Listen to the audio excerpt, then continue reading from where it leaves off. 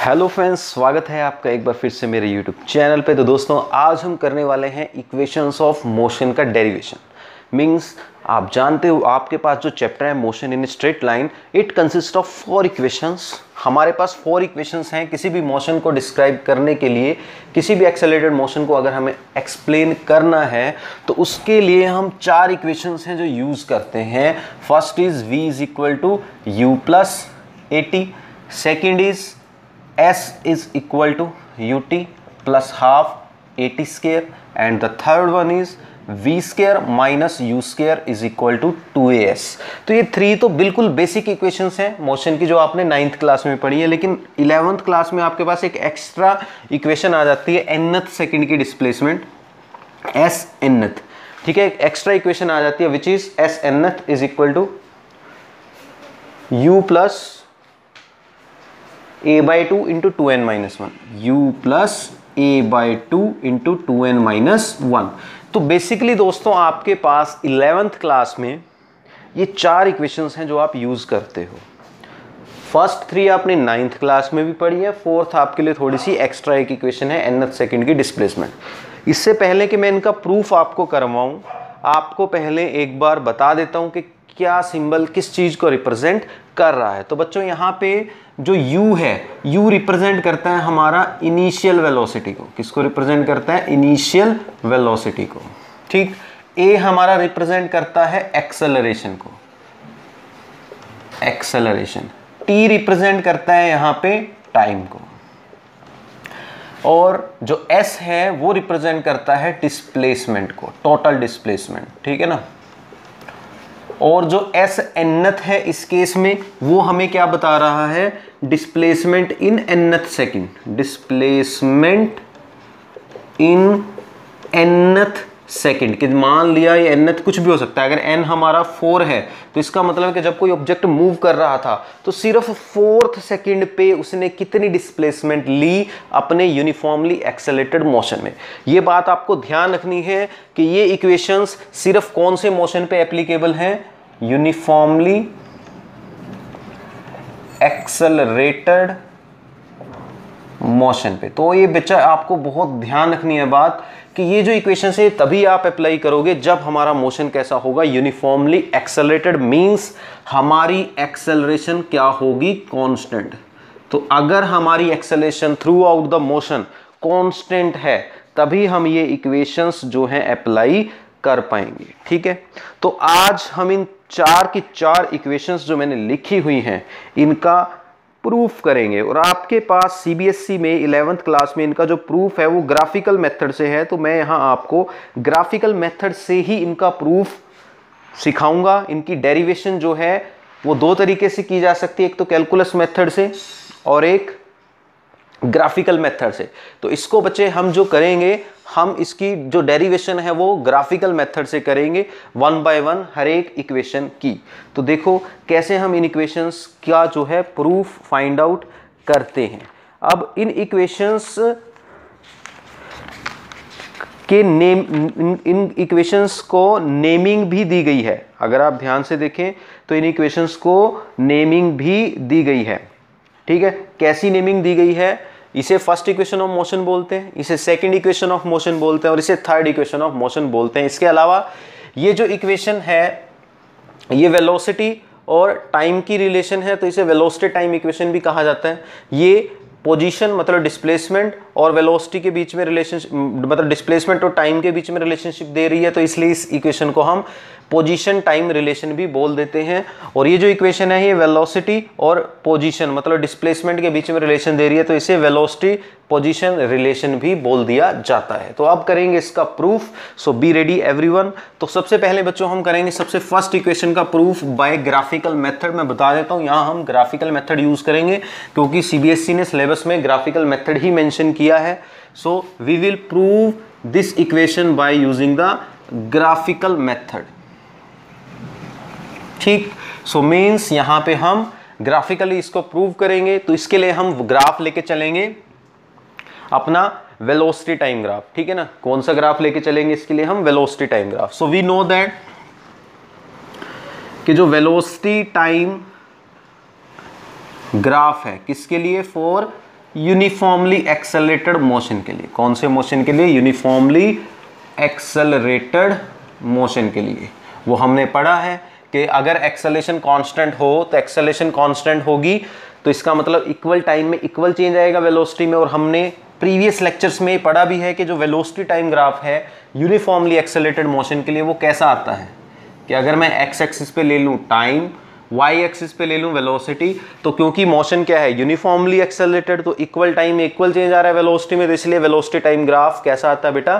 Straight line incline to time axis. तो हमने माना कि जब टाइम हमारा कितना था? 0। जब टाइम 0 था तब भी ऑब्जेक्ट के पास कुछ वेलोसिटी थी और उसे हमने नाम दिया है इनिशियल वेलोसिटी u। तो जब टाइम 0 सेकेंड है तो ऑब्जेक्ट के पास कुछ ना कुछ वेलोसिटी है जो कितनी है? u। उसके बाद जैसे जैसे टाइम होता जाएगा इक्वल टाइम में इक्वल चेंज आता जाएगा वेलोसिटी में, इसलिए वेलोसिटी टाइम ग्राफ कैसा आने वाला है? ये इस तरह से स्ट्रेट लाइन आने वाला है। तो इस तरह से ग्राफ आएगा हमारे पास जो स्ट्रेट लाइन होगा। क्लियर है यहाँ तक? तो इस पॉइंट को मैंने नाम दे दिया A और जो पीक पॉइंट मैंने लिया इस ग्राफ का उसे मैंने नाम दे दिया B। सपोज जो ये B पॉइंट है इसके कोरस्पॉन्डिंग जो टाइम मुझे मिल रहा है यहाँ पे, ठीक है ना, B पॉइंट के कोरस्पॉन्डिंग यहाँ पे जो मुझे टाइम मिल रहा है वो उसकी वैल्यू कितनी है यहाँ पे T ग्राफ में? 0, 1 second, 2 second up to so on यहाँ पे T सेकेंड, ठीक है। और पॉइंट B के कोरस्पॉन्डिंग मुझे वेलोसिटी कितनी मिल रही है ग्राफ में? यहाँ पे सपोज फाइनल वेलोसिटी मिल रही है V, ठीक। अब अगर मैं पॉइंट A से भी एक लाइन खींच दूं टाइम एक्सिस के पैरेलल तो वो लाइन ऐसे जाती है और इस लाइन को कहाँ पे कट करती है? यहाँ। इसे मैंने पॉइंट C मान लिया और ये एक राइट एंगल ट्रायंगल बन गई ABC। क्लियर है यहाँ तक? समझ में आ गया सबको?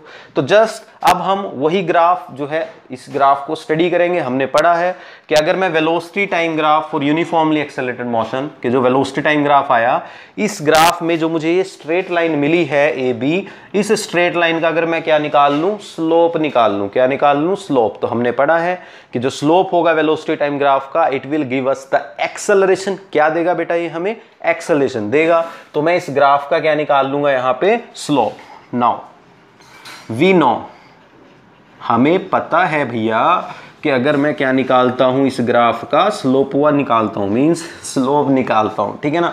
तो अगर बेटा मैं इसका निकालता हूं slope, then it will give me the acceleration, ठीक है ना। जो कांस्टेंट एक्सेलरेशन है यहाँ पे A वो मुझे देगा, ठीक है। तो दैट मीन्स अगर मैं इस ग्राफ का स्लोप निकालता हूं, slope of line AB, then it will give me the acceleration, ठीक है। क्या देगा ये मुझे? एक्सेलरेशन देगा, ठीक है। तो स्लोप जो है इस लाइन का एक्सेलरेशन के इक्वल होगा। अब स्लोप निकाल लेते हैं, इसे इक्वेशन 1 मान लो। तो अगर मैं इस लाइन का स्लोप निकालूं तो स्लोप निकालना भी हमने सीखा है कि ये जो लाइन है सपोज ये टाइम एक्सिस के पैरेलल जो मैंने लाइन खींची थी AC, इसके साथ सपोज कितना एंगल बना रही है? थीटा। अब मैंने आपको सिखाया था कि अगर मुझे किसी भी लाइन का स्लोप निकालना है तो वो हॉरिजॉन्टल के साथ, इस लाइन को क्या बोलते हैं? हॉरिजॉन्टल, जो एक्स एक्सिस के पैरेलल होती है। मतलब यहाँ टाइम T लिया है हमने एक्स एक्सिस पे, तो टाइम एक्सिस के पैरेलल ये वाली लाइन है, इसे हॉरिजॉन्टल बोलते हैं और ऊपर वाली लाइन को वर्टिकल। तो हॉरिजॉन्टल के साथ ही जितना एंगल बनाता है उसका टेंजेंट निकाल लो, वो स्लोप होता है हमेशा। तो अगर मैं इस लाइन का स्लोप निकाल लूंगा then slope will be equal to the tangent theta. और टेंजेंट थीटा हमें पता है किसके इक्वल होता है? Perpendicular upon base. पढ़ा है सबने? टेंजेंट थीटा किसके इक्वल होता है? Perpendicular upon base. तो इस एंगल थीटा के सामने जो साइड है वो परपेंडिकुलर होगी, मतलब BC हमारा क्या है? Perpendicular upon base. बेस क्या है इस ट्रायंगल में? AC, तो BC अपॉन AC। ये हमारा स्लोप हुआ। तो यहां से फर्दर BC की वैल्यू रख देंगे। BC की वैल्यू कैसे लिखोगे? देखो यहां से लेके यहां तक कितनी वैल्यू है हमारी? OA, या कह लो ये C से लेके यहां तक ये जो पॉइंट है मान लिया D, ये CD किसके इक्वल है? U के। मतलब इस ग्राफ में इतनी वैल्यू हमारी U को रिप्रेजेंट करती है, ठीक है। और यहां से लेके ऊपर तक B तक की जो वैल्यू है वो फाइनल वेलोसिटी V को रिप्रेजेंट करती है, अगर आप ध्यान से देखो तो, ठीक है। ये इतनी वैल्यू U है और ये इतनी वैल्यू V है। क्लियर है सब बच्चों को? तो इसका मतलब जो BC होगा ये कैसे निकलेगा? V में से मैं U माइनस कर लूंगा, तो इसका मतलब जो VC होगा it will be equal to V minus U, क्योंकि मुझे इतनी वैल्यू चाहिए। तो मैं इस सारी वैल्यू V में से ये वाली वैल्यू U माइनस करूंगा और मुझे क्या मिल जाएगा? V minus U। तो BC की जगह पे बच्चों आ जाएगा यहाँ पे V minus U divided by AC। अब जो AC है यहाँ पे टाइम T है, यहाँ पे टाइम 0 है, तो AC कितना हुआ? T माइनस 0 मतलब t। तो इसका मतलब जो स्लोप है हमारा वो किसके इक्वल आया, v minus u by T. इसे इक्वेशन 2 मान लें। अब भैया हमने तो पढ़ा था कि स्लोप तो एक्सेलरेशन के इक्वल है और स्लोप इसके भी इक्वल आ रहा है, तो ये दोनों आपस में क्या होने चाहिए, सेम होने चाहिए। That means from equation 1 and equation 2 acceleration must be equal to v minus u by t. तो ये t डिवाइड में है, उधर जाके मल्टीप्लाई हो जाएगा। That means a t is equal to आ जाएगा v माइनस यू, ये माइनस यू है उधर जाके प्लस हो जाएगा। That means u plus A t is equal to v, और ये इक्वेशन हमारी आ गई। अदल बदल कर दो लेफ्ट साइड राइट साइड को, तो v इज इक्वल टू आ गया u प्लस ए टी, हैंस प्रूव्ड। तो इस तरह से ग्राफिकल मेथड से मैंने जो है फाइनल वेलोसिटी फाइंड आउट कर ली, v is equal to you plus A t, और ये हमारी फर्स्ट इक्वेशन का प्रूफ आ गया, जो फर्स्ट इक्वेशन ऑफ मोशन है। आई थिंक यहां तक सबको समझ में आ गया होगा। ठीक है, आप चाहो तो वीडियो को पॉज करके ये सारा लिख भी सकते हो, आपको हेल्प रहेगी, अपने नोट्स बना सकते हो यहाँ तक बच्चे। और अगर समझ में आ गया तो वीडियो को लाइक ज़रूर कर देना, चैनल को सब्सक्राइब नहीं किया है तो चैनल को सब्सक्राइब भी कर देना, और इस वीडियो को अपने दोस्तों को भी शेयर कर देना। तो यहाँ तक हो गया हमारा फर्स्ट इक्वेशन का प्रूफ। अब बेटा हम बात करेंगे सेकेंड इक्वेशन की। ठीक है, अब हम ग्राफिकल मेथड से सेकेंड इक्वेशन का प्रूफ निकाल लेंगे। तो देखो, तो इसको मैं मिटा देता हूँ।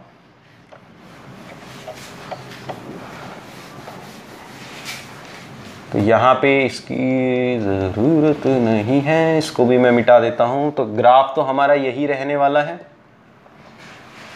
तो ये हमारा वेलोसिटी टाइम ग्राफ आ रहा था जो मैंने ड्रॉ किया हुआ है यहाँ पे। इस पॉइंट को मैंने नाम दिया हुआ है पॉइंट डी, तो और ये हमारा पॉइंट ओ। तो अब देखो, अब हम नेक्स्ट इसको सोल्व करेंगे सेकेंड इक्वेशन को। सेकेंड इक्वेशन सबको पता है क्या है, s equal to U T plus half A T square. यही है second equation, s equal to U T plus half A T square. तो बेटा अब हम इस इक्वेशन का प्रूफ करेंगे, s equal to U T plus half A T square के क्या आता है। तो देखो, तो s is equal to U T plus half A T square, ये इक्वेशन मुझे डिराइव करनी है। कैसे मैं डिराइव करूंगा, अब हमने वेलोसिटी टाइम ग्राफ में ही एक टर्म और पढ़ी थी कि अगर मैं एरिया अंडर द कर्व निकालता हूं, हमने पढ़ा था ना जब वेलोसिटी टाइम ग्राफ आपको पढ़ाया था। जिस बच्चे ने नहीं पढ़ा तो देख सकते हो, लिंक वीडियो का डिस्क्रिप्शन बॉक्स में है। तो एरिया अंडर द कर्व जो होता है वेलोसिटी टाइम ग्राफ में, वो किसके इक्वल होता है, हमेशा डिस्प्लेसमेंट के इक्वल होता है। किसके इक्वल होता है, डिस्प्लेसमेंट के, मतलब s के इक्वल, है ना। डिस्प्लेसमेंट को हम s से रिप्रेजेंट कर रहे हैं। तो अगर मुझे इस ग्राफ में डिस्प्लेसमेंट निकालनी है, तो हमारे ग्राफ में लाइन कौन सी आई है, ए बी, तो मुझे इस ए बी कर्व के अंडर एरिया निकालना पड़ेगा ये सारा। ठीक है, तो ए बी कर्व के अंडर जितना भी एरिया है, I have to find out this. तो कैसे फाइंड आउट करेंगे, तो देखो, तो area under the curve A B, so area under the curve A B, वो किसके इक्वल है, मुझे एरिया निकालना है ये सारा। देखो, तो इस एरिया को मैं दो पार्ट्स में डिवाइड कर सकता हूं। एक तो ये वाली ट्रायंगल ए बी सी, मतलब ट्रायंगल ए बी सी का एरिया, प्लस ये वाली rectangle A B C D, है ना, मतलब ए सी डी ओ। ठीक है, तो इसका मतलब जो area under the A B है, आप इसको ध्यान से देखो, यहां अलग से मैं बना देता हूं। ये टाइम था हमारा, यहाँ पे मैंने वेलोसिटी ली थी और ग्राफ ऐसे आया था, ये पॉइंट ए था, ये पॉइंट बी था, और फिर हमने एक लाइन ऐसे ड्रॉ की थी, एक लाइन ऐसे ड्रॉ की थी, ये पॉइंट सी था, ये पॉइंट डी था। अब मुझे इस कर्व के अंडर एरिया निकालना है, तो मैं दो तरीके से इसका एरिया कैसे निकालूंगा। पहले तो मैं इस रेक्टेंगल, इस ट्रायंगल का एरिया निकाल लूंगा। किसका एरिया निकाल लूंगा, इस ट्रायंगल का। फिर उस ट्रायंगल के एरिया में मैं क्या ऐड कर दूंगा, इस रेक्टेंगल का एरिया। तो मुझे क्या मिल गया, इस कर्व के अंडर एरिया। तो इसका मतलब इस area under the curve A B किसके इक्वल होगा, area of triangle A B C plus area of rectangle A C D O, है ना, ए सी डी ओ, यही होगा। तो निकाल लेते हैं इसको। अब ट्रायंगल ए बी सी एक राइट एंगल ट्रायंगल है, और राइट एंगल ट्रायंगल का एरिया का फॉर्मूला होता है 1/2 बेस इंटू हाइट, यही होता है ना। तो इसका एरिया क्या आएगा, 1/2 इस ट्रायंगल का बेस मल्टीप्लाई बाय इस ट्रायंगल की हाइट, ब्रैकेट बंद, प्लस रेक्टेंगल का एरिया सबने पढ़ा है क्या होता है, लेंथ इंटू ब्रेड्थ।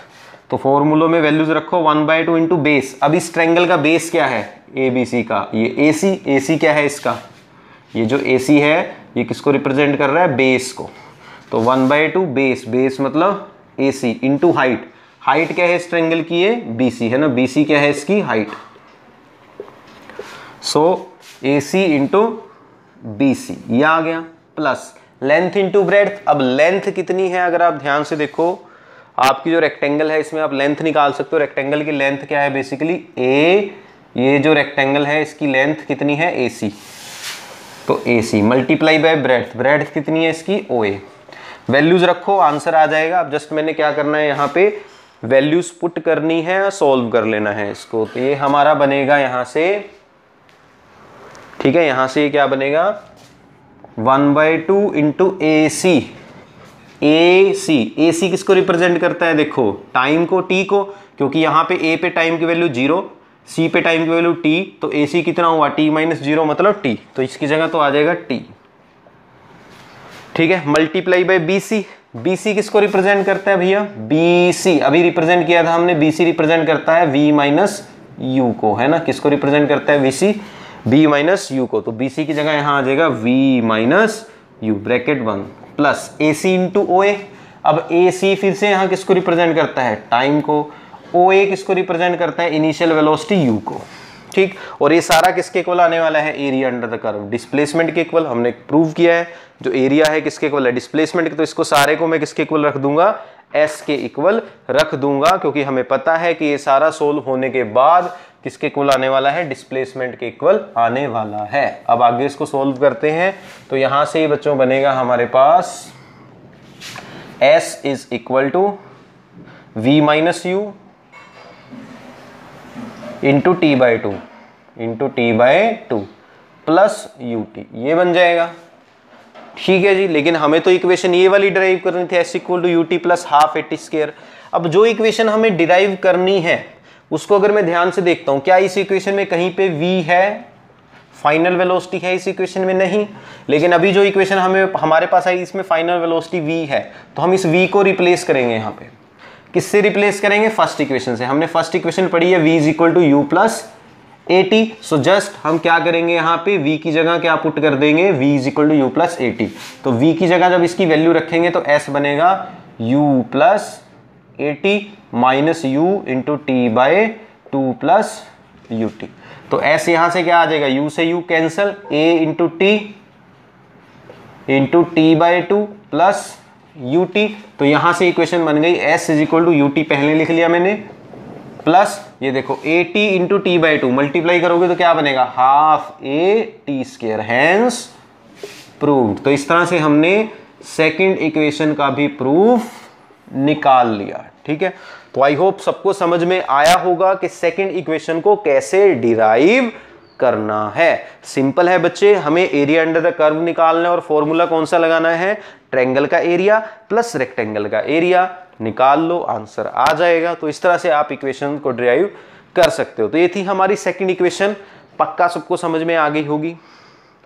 अगर इस चैप्टर के पिछले टॉपिक्स आपको देखने हैं तो उन सब का लिंक आपको डिस्क्रिप्शन बॉक्स में मिल जाएगा, तो वहां भी आप देख सकते हो। अब हम बात करते हैं थर्ड इक्वेशन की। So let's see how we can find the proof of our third equation। तो थर्ड इक्वेशन है बच्चे हमारी V² minus U² is equal to 2AS। तो कैसे करेंगे इसको, देखो ध्यान से, ग्राफ हमारा यही वाला रहने वाला है, वेलोसिटी टाइम ग्राफ, ठीक है। अब देखो, अब थर्ड इक्वेशन थी हमारी V² minus U² is equal to 2AS, यही थी। अब इसका प्रूफ देखेंगे सभी बच्चे कि कैसे हम इसको निकालेंगे। So let's see. So V² minus U² is equal to AS, ये प्रूव करना है। अब यहाँ भी S आ रहा है, तो यहाँ भी हम एरिया अंडर द कर्व निकालेंगे, लेकिन थोड़े अलग तरीके में, अलग स्टाइल में, अलग अंदाज में। तो देखो कैसे। सो इसका प्रूफ कैसे करेंगे हम, यहाँ भी हमें पता है कि जो area under the curve AB है वो किसके इक्वल है, डिस्प्लेसमेंट के इक्वल, S के इक्वल हमें पता है, ठीक है। तो हम अब एरिया निकाल लेंगे। तो यहां से जो एरिया आएगा, area under the curve AB, अब की बार मैं उस पे ट्रायंगल प्लस रेक्टेंगल वाला फॉर्मूला नहीं लगाऊंगा, मैं उस पे फॉर्मूला लगाऊंगा ट्रेपीजियम का। किसका फॉर्मूला लगाऊंगा बेटा, मैं उस पे ट्रेपीजियम का फॉर्मूला लगाऊंगा। तो सबसे पहले तो आपको बता देता हूँ ट्रेपीजियम क्या होता है। आप लोग पढ़ के आए हो वैसे तो 10th क्लास में। ट्रेपीजियम क्या होता है बेटा, बेसिकली एक ऐसी स्ट्रक्चर जिसमें कोई दो साइड से एक दूसरे के पैरेलल होती है, मतलब आमने सामने की जो साइड्स हैं कोई दो पैरेलल होती हैं, दो पैरेलल नहीं होती, ठीक है ना। एक ऐसी, मतलब आप कह सकते हो कि देखो मैं बना से देता हूँ तब समझ में आ जाएगा आपको, कि ऐसी क्वाड्रिलेटरल जिसकी कोई दो साइड्स पैरेलल हो सिर्फ। जैसे मैंने ये स्ट्रक्चर बनाई, अगर आप इस स्ट्रक्चर को ध्यान से देखो, ए बी सी डी, ये एक स्ट्रक्चर मैंने बनाई बच्चे, तो ये किसको रिप्रेजेंट करते हैं, ट्रेपीजियम को। क्यों? क्योंकि इसकी सिर्फ दो साइड्स ही हैं जो एक दूसरे के पैरेलल हैं। कौन कौन सी, ए बी और सी डी, यही एक दूसरे के पैरेलल हैं। आप देख सकते हो ए डी और बी सी पैरेलल नहीं है। तो ट्रेपीजियम एक ऐसी स्ट्रक्चर है जिसकी कोई दो साइड्स ही पैरेलल होती हैं, बाकी की दो साइड्स पैरेलल नहीं होती, ठीक है। अब ट्रेपीजियम के एरिया का फॉर्मूला क्या होता है वो भी मैं आपको बता देता हूँ, साइड में लिख देता हूँ। तो एरिया ऑफ ट्रेपीजियम का फॉर्मूला कुछ ये होता है, 1/2 into sum of parallel sides, कि ट्रेपीजियम की जो पैरेलल साइड्स है उनका सम, साथ में 1/2, ठीक है ना। क्या फॉर्मूला होता है, 1/2 into sum of parallel sides into the height multiply by height of trapezium, ठीक है ना। ये फॉर्मूला होता है, या हाइट कह सकते हो यहां पे आप, या क्या कह सकते हो, perpendicular distance, perpendicular distance between the two parallel sides. ये फॉर्मूला यूज किया जाता है एरिया ऑफ ट्रेपीजियम के लिए, ठीक है।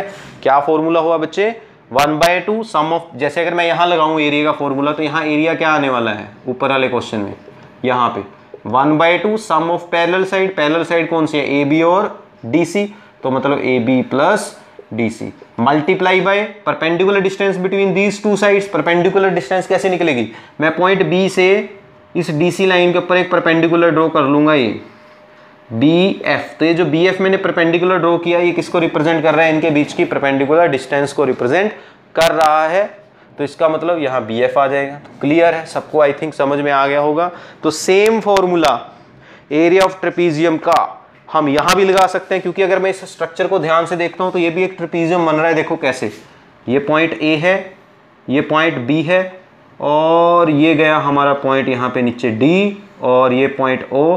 तो अगर आप ध्यान से देखो तो ये भी एक ट्रेपीजियम है।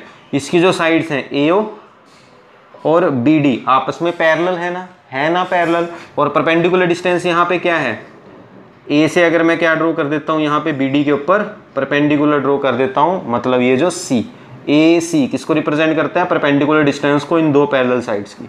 तो अगर मैं ये इस पे मतलब इस स्ट्रक्चर पे ट्रेपीजियम वाला फॉर्मूला ये लगाता हूँ, तो एरिया क्या बनता है, 1/2 into sum of parallel sides. Parallel sides हैं ओ ए और डी बी, तो O A plus D B multiply by perpendicular distance मतलब ए सी, यही बनेगा।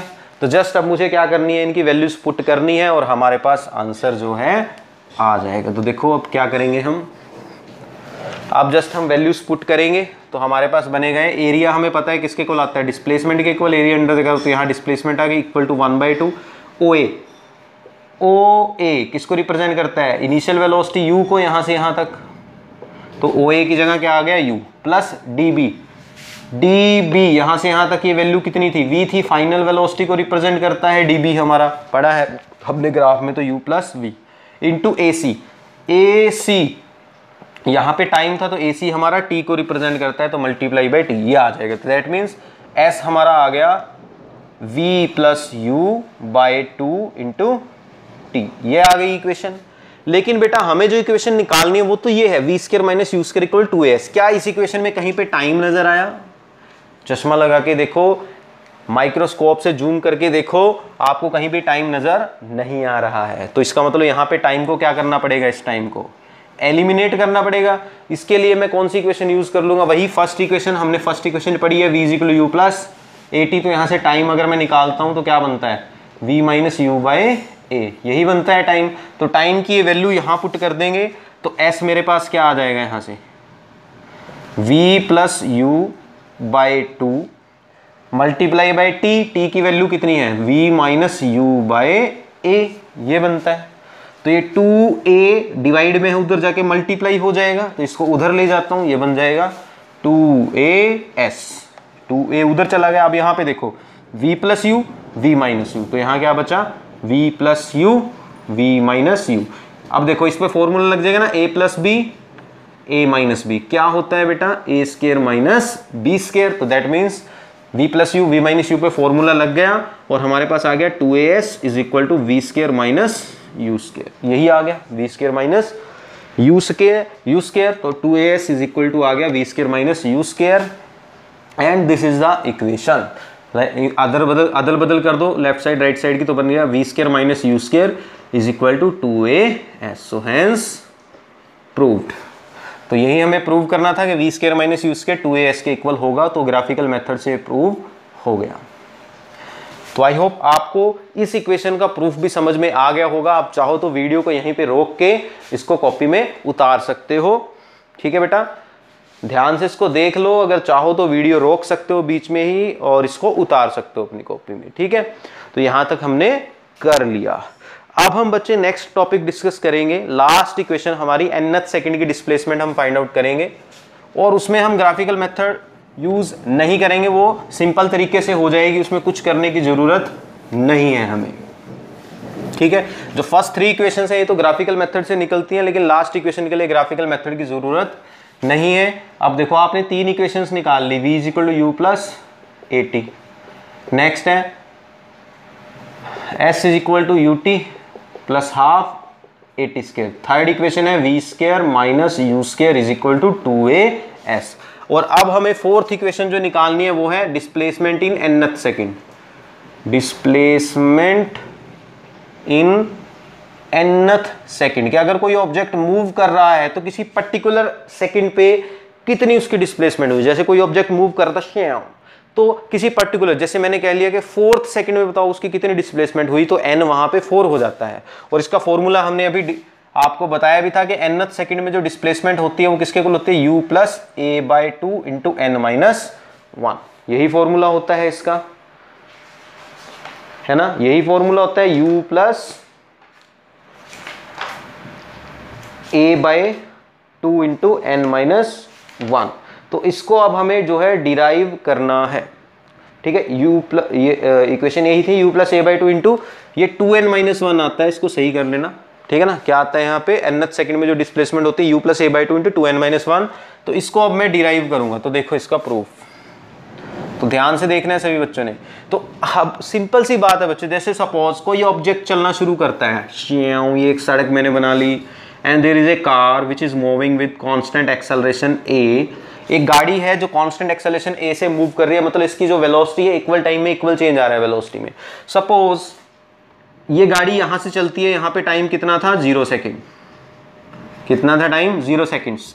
जैसे जैसे टाइम होता जाता है गाड़ी आगे चली जाती है, और जब टाइम हमारा कितना हो गया सपोज n सेकेंड्स, कितना हो गया टाइम n सेकेंड्स, तो गाड़ी यहाँ पे पहुंच चुकी थी। n सेकेंड में गाड़ी कहाँ पहुंच गई भैया हमारी यहाँ, और हमें निकालना है कि इस nth सेकंड में कितनी डिस्प्लेसमेंट हुई। तो कैसे पता लगेगा, अब सपोज ये तो n सेकंड में तो गाड़ी यहाँ पे पहुंची है और इससे 1 सेकंड कम जब था टाइम, तो सपोज गाड़ी हमारी यहाँ पे थी जब टाइम कितना था n माइनस 1 था, तो इसका मतलब nth सेकंड में कितनी डिस्प्लेसमेंट हुई, दिस इज द डिस्प्लेसमेंट के 1 सेकंड कम तक जो डिस्प्लेसमेंट थी, मतलब ये टोटल डिस्प्लेसमेंट है हमारी n माइनस 1 सेकेंड्स में कितनी डिस्प्लेसमेंट हुई टोटल, और ये है हमारी n सेकंड्स में टोटल कितनी डिस्प्लेसमेंट हुई। तो अगर मुझे nth सेकंड में डिस्प्लेसमेंट निकालनी है तो कैसे निकलेगी, टोटल कितनी डिस्प्लेसमेंट हुई n सेकंड्स तक, उसमें से मैं माइनस कर दूंगा n माइनस 1 सेकंड्स तक कितनी डिस्प्लेसमेंट हुई। सो सिंपल है कि अगर मुझे nth सेकंड की डिस्प्लेसमेंट निकालनी है, then I will just find out the displacement in n seconds minus displacement in n माइनस 1 सेकंड्स।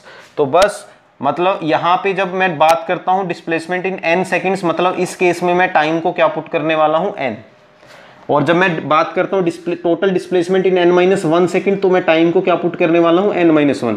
ये nth सेकंड है, मतलब उस पर्टिकुलर इंस्टेंट पे उस सेकंड में कितनी डिस्प्लेसमेंट हुई, समझ रहे हो, क्योंकि n माइनस 1 के बाद nth सेकंड स्टार्ट हो जाएगा और यहाँ खत्म हो जाएगा, है ना। तो देखो, तो इसके लिए मैं कौन सी इक्वेशन यूज करने वाला हूँ, ये वाली इक्वेशन। तो ये बनेगा nth सेकंड की displacement is equal to S मतलब ये इक्वेशन यूज करूंगा, t की जगह n रख दूंगा, तो इक्वेशन बनेगी u into n plus half a n square, यही बनेगी। फिर माइनस, अब की बार में t की जगह n-1 रखूंगा, तो ये बनेगा u इंटू n-1 माइनस, क्योंकि माइनस का निशान था अंदर चला जाएगा, minus half a into n-1 का स्क्वायर। अब जस्ट मुझे कुछ नहीं करना, इस इक्वेशन को सोल्व करना है और हमारा आंसर आ जाएगा, जो हम प्रूव करना चाहते हैं वो हमें मिल जाएगा। ठीक है, तो बस अब बच्चों हमें जस्ट इसको सोल्व करना है।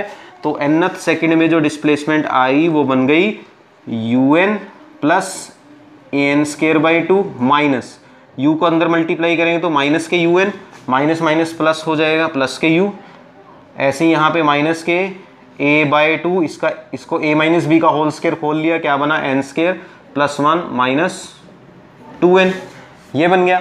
अब फर्दर यहाँ से nth सेकंड की जो डिस्प्लेसमेंट है आपकी वो आ जाएगी un plus an square by 2 minus un plus u minus, इसको अंदर मल्टीप्लाई करेंगे, अब अंदर मल्टीप्लाई करेंगे तो क्या बनेगा, minus an square by 2 minus a by 2 plus 2 से 2 कटेगा तो क्या बचेगा यहाँ पे an, यही बचेगा, 2 से 2 कट जाएगा, माइनस माइनस प्लस हो जाएंगे, an बचेगा। अब जो कटता हो काट दो, देखो an स्क्वायर बाई 2 के साथ an square by 2 cancel, un के साथ un कैंसिल, तो हमारे पास बचा क्या बचा हमारे पास बच्चे, तो हमारे पास बचा u minus a by 2 plus a, है ना, यही बचा हमारे पास। तो जस्ट सोल्व कर लो, तो nth सेकंड में डिस्प्लेसमेंट कितनी आ गई u, यहाँ से a दोनों में से कॉमन आ गया, प्लस a कॉमन आ गया, अंदर बचा, क्योंकि प्लस लिया है तो इसको पहले लिख लेता हूं मैं n माइनस 1 बाई 2, यही बचा ना। तो बस nth सेकंड में डिस्प्लेसमेंट यहाँ से और सोल्व कर लो, बनेगा u प्लस a इंटू यहाँ एलसीएम ले लो, बनेगा 2n माइनस 1 बाई 2, 2 को बाहर ले आओ, तो इसका मतलब nth सेकंड की डिस्प्लेसमेंट क्या आई, initial velocity u plus a by 2 into 2n minus 1, so this is the equation. तो फोर्थ इक्वेशन की भी हमने डेरिवेशन कर ली। आप चाहो तो वीडियो को रोक के ये जो डेरिवेशन है इसको लिख सकते हो। ठीक है, तो ये था आज का लेक्चर। तो आज हमने जितनी भी इक्वेशंस ऑफ मोशन है 11th क्लास में उनका प्रूफ किया है। बने रहे मेरे साथ। नेक्स्ट लेक्चर जब आएगा कल, तो कल के लेक्चर में मैं आपको इन इक्वेशंस से रिलेटेड न्यूमेरिकल सॉल्व करने सिखाऊंगा कि कैसे इन इक्वेशंस का इस्तेमाल करके हम न्यूमेरिकल्स को सॉल्व कर सकते हैं। अगर वीडियो अच्छी लगी तो लाइक जरूर करना, बिना लाइक किए यहां से मत जाना। अगर आप लास्ट तक आई गए हो वीडियो देखते हुए तो वीडियो को लाइक जरूर करो, चैनल को सब्सक्राइब भी करो अगर नए हो तो, और दूसरा अपनी क्लास के बच्चों को ये वीडियो शेयर करो। ठीक है, और ये वीडियो दो तरह के बच्चे देख सकते हैं, 9th लेवल के बच्चे भी देख सकते हैं फर्स्ट 3 इक्वेशंस का प्रूफ, और 11th क्लास के बच्चों को तो ये पूरी वीडियो देखनी पड़ेगी। ठीक है, तो कल हम बेटा इसके बाद बहुत अच्छे अच्छे न्यूमेरिकल्स लगाने वाले हैं कल की क्लास में, तो बने रहे मेरे साथ। मिलते हैं कल, तब तक के लिए जय हिंद, जय भारत, अपना ध्यान रखें।